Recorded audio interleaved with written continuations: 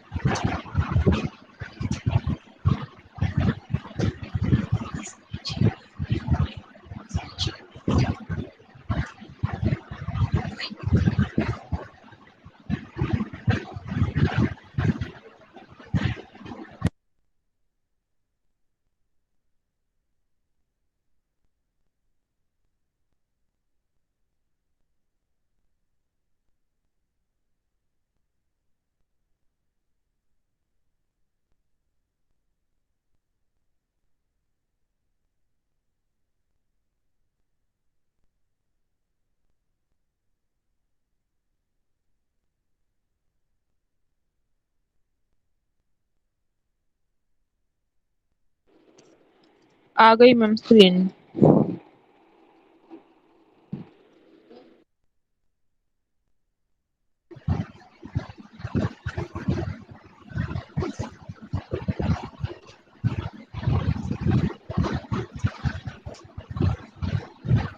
ठीक है, तो आज हम नेक्स्ट चैप्टर स्टार्ट करते हैं, सॉफ्टवेयर लाइफ साइकिल मॉडल्स। ठीक है, सॉफ्टवेयर लाइफ साइकिल मॉडल करने से पहले मैं आपको थोड़ा सा एसडीएलसी के बारे में बताना चाहती हूँ कि एसडीएलसी होता क्या है। System development life cycle phase कौन कौन से होते हैं? देखो, बेसिकली ये सारे फेज जो होते थे ये आपने सैड में भी पढ़े होंगे, बट आप कहते हो कि सैड में मैम हमने इतना अच्छे से नहीं किया था। ठीक है, तो ये बेसिक ये फेज ही पूरा कंप्लीट अपने आप में सैड है, right. System analysis and design था, तो ये कंप्लीट ही आपके इसमें है। तो अभी हम करेंगे सिस्टम डेवलपमेंट लाइफ साइकिल के फेज क्या होते हैं। देखो, इसको हम बोलते हैं सॉफ्टवेयर डेवलपमेंट लाइफ साइकिल। इसे हम सिस्टम डेवलपमेंट लाइफ साइकिल भी कहते हैं। एसडीएलसी एक सॉफ्टवेयर या एक सिस्टम की लाइफ के पूरे कंप्लीट उसको एक्सप्लेन करता है, कंप्लीट फेज को एक्सप्लेन करता है। वो कुछ भी हो सकता है, आपका कोई सॉफ्टवेयर बना रहे हो या फिर कोई कंप्लीट ऑर्गेनाइजेशन तैयार कर रहे हो, कोई कंपनी हो सकती है, कोई आपका कंप्यूटर हो सकता है जिसको हम सिस्टम कहते हैं। ठीक है, अब हम कहते हैं कि जो डेटाबेस डिजाइनिंग होती है वो एसडीएलसी का एक बहुत ही इंपॉर्टेंट पार्ट होता है। किसी भी सिस्टम या किसी भी सॉफ्टवेयर को डेवलप करने के लिए आप जितने भी स्टेप्स या प्रोसेस फॉलो करते हो उन्हीं सभी स्टेप्स को हम एसडीएलसी कहते हैं, सिस्टम डेवलपमेंट लाइफ साइकिल कहते हैं। ये बेसिक मैं आपको बता रही हूँ, एसडीएलसी मॉडल्स हम बाद में स्टार्ट करेंगे, राइट। फेजेस ऑफ एसडीएलसी, कौन कौन से फेज होते हैं? देखो, सबसे पहले कोई भी काम स्टार्ट करने से पहले हम प्लानिंग करते हैं। अगर हम एक सिस्टम बनाने जा रहे हैं तो हम प्लानिंग करेंगे, कोई सॉफ्टवेयर डेवलप करने जा रहे हैं तो प्लानिंग करेंगे। कोई भी काम, अब सपोज करो मैंने तुमसे कहा कोई इवेंट ऑर्गेनाइज करना है, ठीक है, तो उस इवेंट को ऑर्गेनाइज करने से पहले हम प्लानिंग करेंगे, हमें कैसे क्या क्या करना है। तो प्लानिंग फेज में हम सॉफ्टवेयर को, हम उस सॉफ्टवेयर में क्या क्या अचीव करना चाहते हैं या फिर हमारा गोल क्या है वो सब हम डिस्कस करते हैं। प्लानिंग फेज में सॉफ्टवेयर की क्वालिटी की रिक्वायरमेंट्स तथा उसके रिस्क आइडेंटिफिकेशन भी आते हैं। इस फेज में हम देखते हैं कि अभी प्रेजेंट में जो हमारे पास सिस्टम सॉफ्टवेयर है वो काम सही तरीके से कर रहा है या नहीं। अगर वह अपना काम सही से कर रहा है तो उसे चेंज करने की कोई रिक्वायरमेंट नहीं होती है। इसमें हम कॉस्ट को भी इवेल्युएट करते हैं कि इस सिस्टम को डिजाइन करने में हमें कितनी कॉस्ट की जरूरत पड़ेगी। ये सब कुछ हमारा पहले फेज में आता है एसडीएलसी के, जिसे हम प्लानिंग फेज कहते हैं। सेकेंड पार्ट आता है एनालिसिस करना। प्लानिंग फेज में प्रॉब्लम को डिफाइन करते हो और एनालाइज फेज में उस प्रॉब्लम को बहुत अधिक डिटेल के साथ एग्जामिन किया जाता है। एनालाइज फेज में यूजर की रिक्वायरमेंट को देखते हो कि एंड यूजर्स की क्या क्या रिक्वायरमेंट है। इस फेज में सिस्टम के हार्डवेयर और सॉफ्टवेयर को बहुत अच्छे से स्टडी किया जाता है, जिससे कि जो एंड यूजर्स होते हैं और डिजाइनर्स होते हैं वो दोनों मिलकर उस प्रॉब्लम एरियाज को बहुत अच्छे से सॉल्व कर सकते हैं। थर्ड फेज आता है एसडीएलसी का detailed system design. Detail system design में क्या होता है कि जो डिजाइनर सिस्टम के प्रोसेस के डिजाइन को कंप्लीट करते हैं, सिस्टम में कंप्लीट टेक्निकल स्पेसिफिकेशन को इंक्लूड किया जाता है, जिससे कि सिस्टम और भी ज्यादा इंटरेक्टिव बन जाता है और एफिशिएंट हो जाता है। फोर्थ फेज आता है एसडीएलसी का इम्प्लीमेंटेशन। इस फेज में हार्डवेयर, डीबीएमएस सॉफ्टवेयर तथा एप्लीकेशन प्रोग्राम्स को इंस्टॉल कर दिया जाता है तथा डेटाबेस डिजाइन को इम्प्लीमेंट किया जाता है। इससे पहले कि डेटाबेस डिजाइन को इम्प्लीमेंट किया जाए, हम क्या करेंगे, सिस्टम की टेस्टिंग की जाती है, कोडिंग की जाती है, डीबगिंग प्रोसेस की जाती है। फिर एसडीएलसी में ये फेज सबसे लंबे टाइम तक चलने वाला फेज होता है। नेक्स्ट आता है हमारे पास maintenance. Fifth phase of SDLC is the maintenance. ये एसडीएलसी का सबसे लास्ट फेज होता है। जब सिस्टम सॉफ्टवेयर बन के तैयार हो जाते हैं तो यूजर उसका यूज करना स्टार्ट कर देते हैं। अब उसमें जो भी प्रॉब्लम्स उसके अंदर आती हैं, उन प्रॉब्लम्स को मेंटेनेंस फेज के अंदर हमें टाइम टू टाइम सोल्व करना पड़ता है। राइट अब ये जो हमारा सिस्टम बन करके तैयार हो गया, उसको मेंटेन रखना ही मेंटेनेंस कहलाता है। एसडीएलसी में तीन तरह के मेंटेनेंस हम पढ़ेंगे आगे। एक तो होता है करेक्टिव मेंटेनेंस, दूसरा होता है एडेप्टिव मेंटेनेंस और third is the perfective maintenance. ये मैंने आपको बताया basic of SDLC model. SDLC यानी कि सिस्टम डेवलपमेंट लाइफ साइकिल के जो बेसिक मोड्स होते हैं। अब हम स्टूडेंट्स स्टार्ट करते हैं एसडीएलसी मॉडल्स को पढ़ना। देखिए, variety of life cycle models have been proposed and are based on tasks involved in developing and maintaining software. Few well-known life cycle models are discussed in this chapter. First one is the build and fix model. Sometimes a product is constructed without a specification or any attempt at a design. Instead, the developer simply builds a product that is reworked as many times as necessary to satisfy the client. This is an ad hoc approach and not well defined. Basically, it is a simple two-phase model. The first phase is to write code and the next phase is to fix it as shown in this figure. Fixing in this context may be error correction or addition of further functionality. देखिए, ये सबसे पहला model होता है SDLC development का, जिसमें हम दो बिल्ड कोड सब कोडिंग की, आफ्टर दैट उसको उनको फिक्स कर दिया जाता है।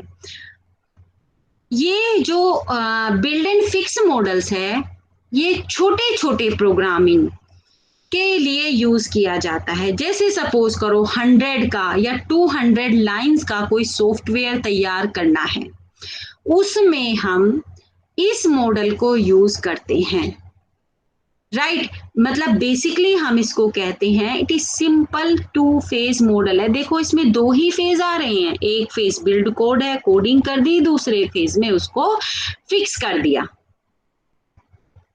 अब फिक्सिंग इन दिस कॉन्टेक्स्ट में भी एरर करेक्शन और एडिशन, जहां पे हमने फिक्स किया है वहां पे आप एरर करेक्ट भी कर रहे हो और फिर चेंजेस करके फिक्स भी कर रहे हो।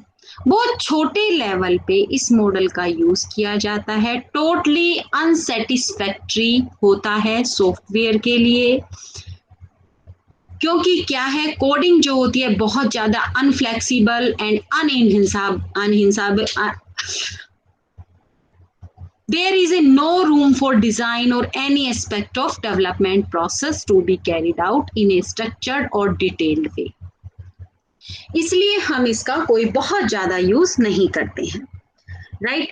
बहुत नेक्स्ट आता है हमारे पास वाटरफॉल मॉडल। देखिए बहुत ही इंपॉर्टेंट मॉडल है आपका वाटरफॉल मॉडल, इंपॉर्टेंट भी है और जो मैंने आपको एसडीएलसी के फेजेस बताए हैं सब अगर बेसिक समझ में आ गया है तो वाटरफॉल मॉडल बहुत अच्छे से आपको समझ में आ जाएगा। चलिए देखिए हम कोई सॉफ्टवेयर बनाने जा रहे हैं या फिर कोई सिस्टम बनाने जा रहे हैं, ठीक है, उसके अंदर जैसे मैंने आपको एसडीएलसी के फेजेस बताए थे सेम उसी तरह से हमारे वाटरफॉल मॉडल्स के फेजेस हैं। ये देखिए सबसे पहला है रिक्वायरमेंट को एनालिसिस करना and specification, second is the design, third is the implementation and unit testing, fourth is the integration and system testing, and next is the operation and maintenance। ये सारे हमारे वाटरफॉल मॉडल्स के phases हैं। Waterfall model में 5 phases होते हैं, ठीक है। बेसिकली अगर मैं बताऊं आपको सॉफ्टवेयर इंजीनियरिंग के लिए वाटरफॉल मॉडल सबसे अच्छा वर्जन है। वाटरफॉल मॉडल एक लीनियर और सिक्वेंशनल मॉडल होता है जिसमें सब काम एक सीक्वेंस में किया जाता है और सेकंड फेज तब तक स्टार्ट नहीं हो सकता जब तक कि फर्स्ट फेज कंप्लीट नहीं हो जाता है। थर्ड फेज तब तक स्टार्ट नहीं होगा जब तक कि सेकंड फेज कंप्लीट नहीं हो जाएगा। फर्स्ट का आउटपुट नेक्स्ट वाले का इनपुट बनता है और नेक्स्ट वाले का आउटपुट उससे नेक्स्ट वाले का इनपुट बनता है। इसलिए हम कहते हैं कि वाटरफॉल मॉडल में फेज की ओवरलैपिंग नहीं कर सकते हैं। वाटरफॉल मॉडल को आप अगर इमेजिन करो तो ऐसे भी इमेजिन कर सकते हो कि मान लो जैसे कि किसी पहाड़ से या फिर किसी चट्टान से पानी गिर रहा, स्नो मतलब पानी गिर रहा है, तो जब वो पहाड़ के नीचे की ओर गिरने लगता है तो वो पानी वापस नहीं जा सकता है। सेम उसी टाइप से अगर हम इम्प्लीमेंटेशन एंड यूनिट टेस्टिंग में पहुंच गए तो हम वापस नहीं जा सकते हैं। ऐसे ही वाटरफॉल मॉडल काम करता है कि एक बार एक फेज कंप्लीट हो जाता है तो हम अगले फेज में जाएंगे, बैक में वापस नहीं जा सकते हैं, ठीक है। अब स्टार्ट करते हैं एक एक फेज को पढ़ना। सबसे पहला फेज आता है requirement analysis and specification phase. The goal of this phase is to understand the exact requirements of the customer and to document them properly. This activity is usually executed together with the customer, as the goal is to document all functions, performance and interfacing requirement for the software. The requirement describe what of a system, not the how. Waterfall model का सबसे पहला phase होता है requirement analysis and specification phase. इस phase में आप system की requirement को कलेक्ट करके उनको डॉक्यूमेंटेड कर दिया जाता है। बहुत ही क्रूशियल फेज होता है क्योंकि इसी फेज पर आपके जो अगले फेज होते हैं वो बेस्ड होते हैं। तो कस्टमर की रिक्वायरमेंट के अकॉर्डिंग आपने इस फेज को डॉक्यूमेंट कर दिया। एक एग्जांपल लेकर के चलते हैं। सपोज करो हम सॉफ्टवेयर छोड़ते हैं, ठीक है, हम एक घर बना रहे हैं, वो भी तो एक प्रोजेक्ट ही है, राइट ना। हम अपना एक घर बना रहे हैं तो हमने एक बार में डॉक्यूमेंट करके सामने वाला जो भी बिल्डर है उसको दे दिया। हमने बोला कि हमें एक घर बनाना है, व्हाट ऑफ ए सिस्टम, ये नहीं बताया, not the how, only what of A system. So this phase produces a large document written in a natural language, contains a description of what the system will do without describing how it will be done. उसमें मैं कुछ explain नहीं कर रही हूँ कि मुझे कहाँ पे क्या चाहिए। Is that clear? Yes, ma'am. तो SRS डॉक्यूमेंट में act as a contract between the developer and the customer. तो सेम उसी तरह से SRS को मैं बोल सकती हूँ कि मेरे और एक बिल्डर के बीच में कॉन्ट्रैक्ट साइन कर रहे हैं कि ठीक है मुझे ऐसे ऐसे घर चाहिए और ये बनाना है। If developer fails to implement full set of requirements, तो it may amount to failure to implement the contracted system. First phase हो गया, ठीक है, हमने दे दी रिक्वायरमेंट, बता दी हमें ऐसे ऐसे घर बनाना है जो भी था। नेक्स्ट फेज क्या आएगा इसका? पहले फेज से हम हो चुके हैं, पहला फेज हमारा कंप्लीट हो चुका है, राइट। अब हम एंट्री कर जाते हैं डिजाइनिंग फेज में, ठीक है जी। अब डिजाइनिंग फेज में क्या होता है? SRS document is produced in the previous phase. अब SRS डॉक्यूमेंट मैंने आपको प्रीवियस फेज में बताया, which contains the exact requirements of the customer, जिसमें क्या थी? कस्टमर की एग्जैक्ट रिक्वायरमेंट्स थी। The goal of this phase is to transform the requirement specification into a structure. अब क्या कहता है डिजाइन फेज कि उसको एक स्ट्रक्चर में कन्वर्ट कर दो that is suitable for implementation in some programming language। अगर बेटा बात करते हैं तो क्या कि कोई भी प्रोग्रामिंग लैंग्वेज चूज करके वो उसमें करेगा, उसको इम्प्लीमेंट करेगा। Overall software architecture is defined and the high level and detailed design work is performed. This work is documented and known as the software design description, SDD जिसको हम बोलते हैं। The information contained in the SDD should be sufficient to begin the phase। चलिए जी, design phase में हमने बता दिया कि सॉफ्टवेयर का जो हमें बिल्ड करना है किस प्रकार का होगा। हमारे डिजाइन फेज का मेन पर्पस जो होगा वो सॉफ्टवेयर सिस्टम का ब्लूप्रिंट तैयार करना होगा, जिससे कि हमें आने वाले फेज में किसी प्रकार की किसी तरह की कोई प्रॉब्लम फेस ना करनी पड़े। रिक्वायरमेंट फेज में जो भी रिक्वायरमेंट्स है उसका सॉल्यूशन हमने डिजाइन फेज में निकाल लिया। अब हम सीधे एंट्री किसमें कर जाते हैं? थर्ड फेज में एंट्री कर जाते हैं। अब थर्ड फेज हमारा क्या होगा? ठीक है भाई, हमने रिक्वायरमेंट भी बता दी, ठीक है, कि हमें क्या चाहिए, उसको डिटेल्ड में डिजाइन कर लिया गया, उसको डॉक्यूमेंटेड कर लिया गया, उसका ब्लूप्रिंट भी तैयार कर लिया हमने। अब आ जाते हैं हम implementation and unit testing phase में। ड्यूरिंग दिस फेज डिजाइन को अब इम्प्लीमेंट किया जा रहा है। कब इम्प्लीमेंट किया जा रहा है? जब आपका सिस्टम डिजाइन डिस्क्रिप्शन कंप्लीट हो गया है। द इम्प्लीमेंटेशन या फिर कहिए कोडिंग फेज बहुत स्मूथली चलता है, because all the information needed by the software developers is contained in the SDD।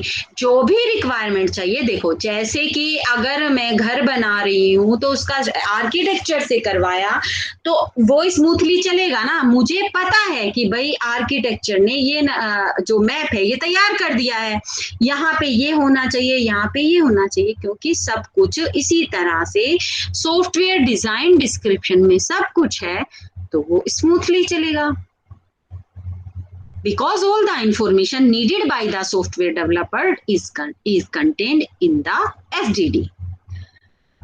अब बात आती है टेस्टिंग की. During testing the major activities are centered around the examination and modification of the code.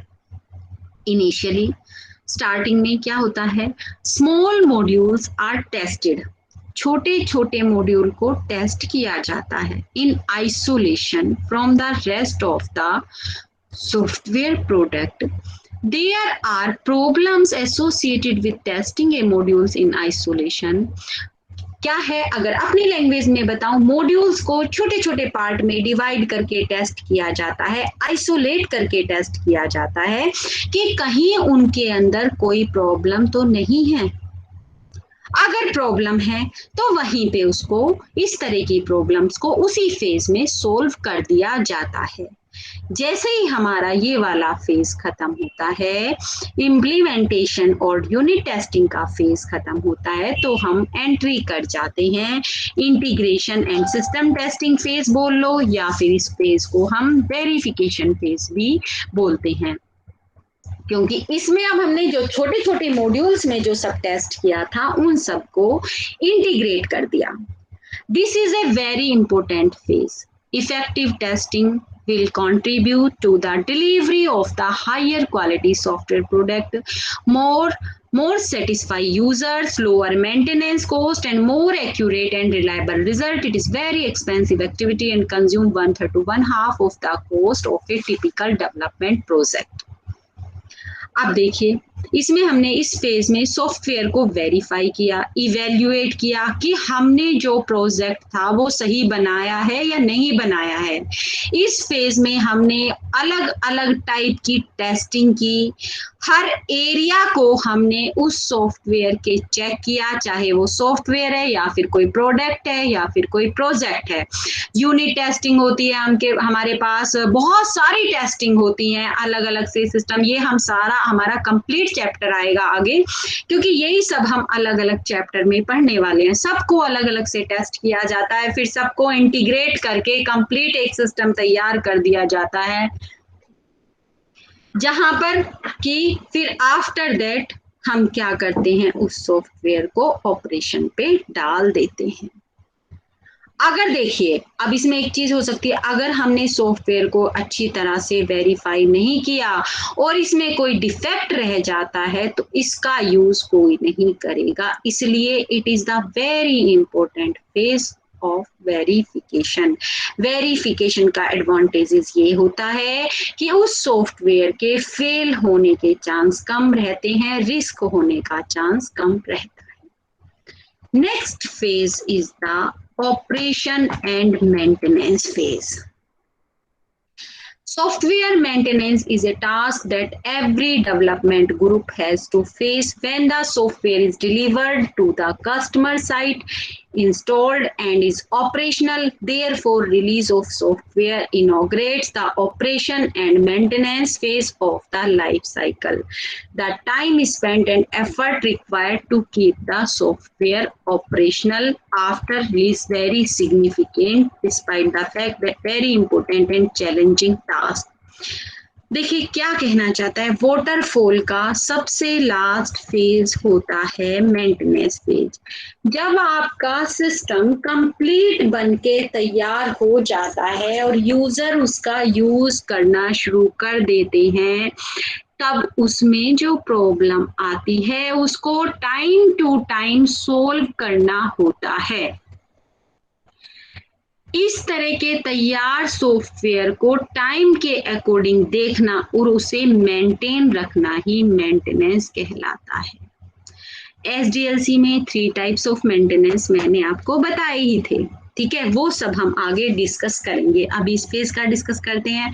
ये सबसे important phase होता है. देखो, अभी तक मैंने इसमें जितने भी फेज बताए, मैंने आपको क्या बताया था कि रिक्वायरमेंट एनालाइज एंड स्पेसिफिकेशन से डिजाइन फेज में पहुंच गए हो, डिजाइन से इम्प्लीमेंट कर दिया आपने, यूनिट टेस्टिंग भी कर लिया आपने, जब छोटे छोटे मॉड्यूल में डिवाइड करके सॉफ्टवेयर को टेस्ट कर लिया, after that you will integrate the system. आपने उस सिस्टम को इंटीग्रेट भी कर दिया, ऑपरेशन पे भी डाल दिया और मेंटेनेंस पे भी डाल दिया। मैंने आपको सीधा सा एक घर का एग्जांपल दिया था, इसमें हमें मेंटेनेंस फेज में आकर ही जाकर हमने देखा कि हमारा घर कैसा बना है।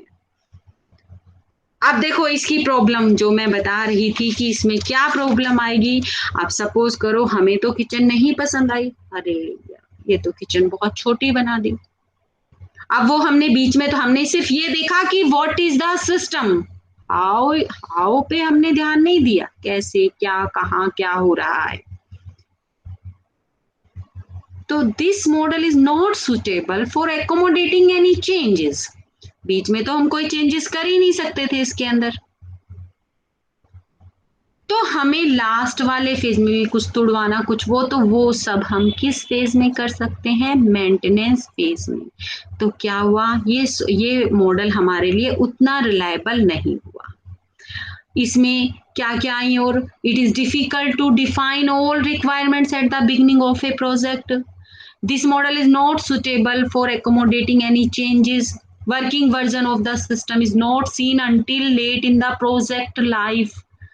It does not scale up well to large project के लिए सही नहीं रहता ये model. Real projects are rarely sequential. That is your waterfall model. अब जो वाटरफॉल मॉडल की जो कमियां जो हमने देखी इसके अंदर, वो सब हम रिमूव करने की कोशिश करेंगे किसमें, प्रोटोटाइप मॉडल में। नेक्स्ट मॉडल हमारे पास आता है प्रोटोटाइपिंग मॉडल। ठीक है, अब ये बताओ तुम मुझे कि तुम्हें समझ आया बेसिक।